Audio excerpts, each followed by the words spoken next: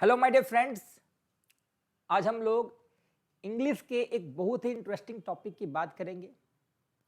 इस टॉपिक का नाम पैनग्राम है। शायद ये विषय आप लोग के लिए नया लगे, बट काफ़ी इंटरेस्टिंग टॉपिक है पैनग्राम। अब पैनग्राम क्या होता है, चलो इसके बारे में हम लोग जानते हैं।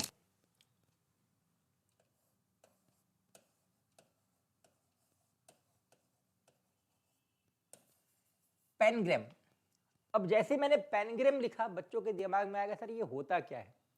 तो पैनग्राम एक ऐसा वाक्य होता है जिसमें इंग्लिश अल्फाबेट का 26 का 26 लेटर्स अवेलेबल हो।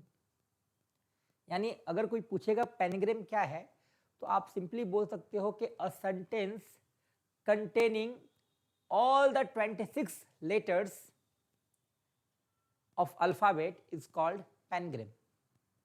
मतलब एक ऐसा वाक्य जिसमें इंग्लिश अल्फाबेट के 26 लेटर्स क्या होंगे, मौजूद होंगे। A sentence containing all the 26 letters of alphabet is known as pangram. अब बच्चे कहेंगे सर ये कैसे संभव है, एक वाक्य में इंग्लिश का 26 का 26 लेटर्स कैसे आ सकता है। अगर आ भी सकता तो इतना कैसे हम लोग सोच सकते हैं कि भाई 26 का 26 ही आ जाए।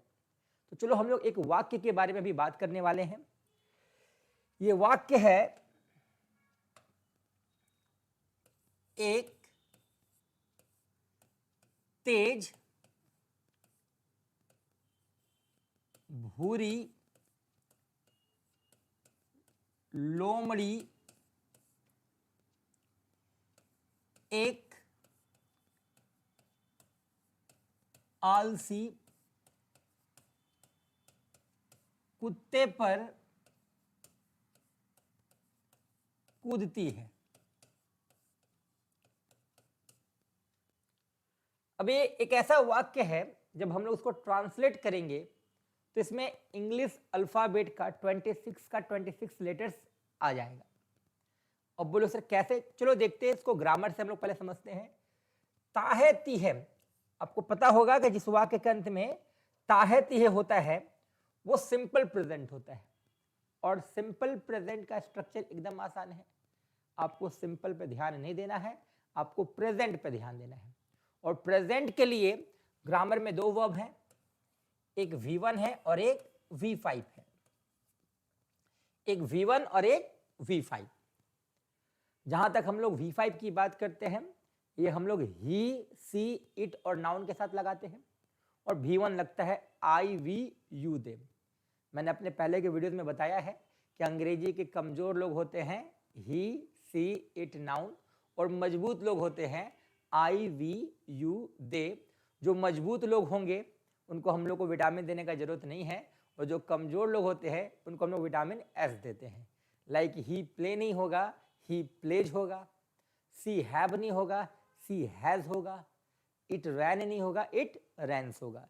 तो ही, सी, इट, नाउन को हम लोग विटामिन एस यानी कि वर्ब 5 देते हैं। ठीक है, आगे पीछे सब्जेक्ट और ऑब्जेक्ट, आगे पीछे सब्जेक्ट और ऑब्जेक्ट। अब सब्जेक्ट किसको बोलते हैं आपको पता ही है। सब्जेक्ट को हिंदी में कर्ता बोलते हैं, और कर्ता का मतलब होता है जो काम को करता है। तो इस वाक्य में काम कौन करता है बताओ, एक तेज भूरी लोमड़ी, है ना। अगर हम लोग चालाक की बात करें या तेज की बात करें तो हम लोग यूज कर सकते हैं वर्ड क्विक। क्विक मतलब तेज भी होता है, नहीं बोलते भाई ये स्लो है, पढ़ने में बहुत स्लो है। तो भाई स्लो है इसका उल्टा क्या हो जाएगा, क्लेवर है या फिर क्विक है। तो हम लोग तेज को यहाँ क्विक लिख सकते हैं। और यहाँ भूरी लोमड़ी है, तो भूरी को हम लोग ब्राउन बोलते हैं। तो इंग्लिश में क्या होगा, एक तेज भूरी लोमड़ी का इंग्लिश क्या होगा, द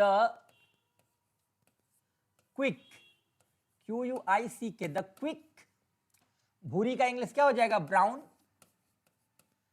द क्विक ब्राउन लोमड़ी का fox, the quick brown fox. और चूंकि लोमड़ी कितनी है, एक है भाई।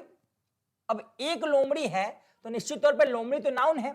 नाउन को हम लोग V1 नहीं इस्तेमाल करते हैं, क्या करते हैं, V5 इस्तेमाल करते हैं। तो यहां पर वर्ब ढूंढना है, वर्ब क्या, कूदना है। कूदना एक वर्ब है जिसका इंग्लिश जंप होता है। हम लोग यहां जंप अगर लिखते तो ये गलत हो जाएगा। गलत क्यों होगा, इसका कारण समझना है। जंप लगता है कहां, आई, वी, यू, दे के साथ। यहां हम लोग नाउन की बात करें, क्विक ब्राउन फॉक्स, तो भाई नाउन है तो हम लोग को क्या देना है, विटामिन एस।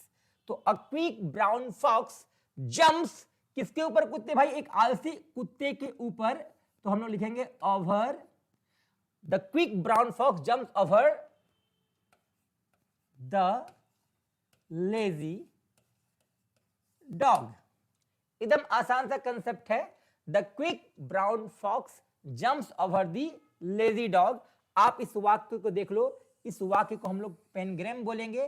पेनग्राम क्यों बोलेंगे, क्योंकि इस वाक्य में इंग्लिश अल्फाबेट का 26 का 26 लेटर यहां मौजूद है। आप लोग इसमें देख सकते हो, the quick brown fox jumps over the lazy dog. ये एक ऐसा वाक्य है जिसको हम लोग पेनग्राम बोलेंगे, इसलिए क्योंकि इंग्लिश अल्फाबेट का 26 का 26 लेटर इसमें मौजूद है। उम्मीद है ये जानकारी आप लोग को पसंद आई होगी। बहुत बहुत धन्यवाद।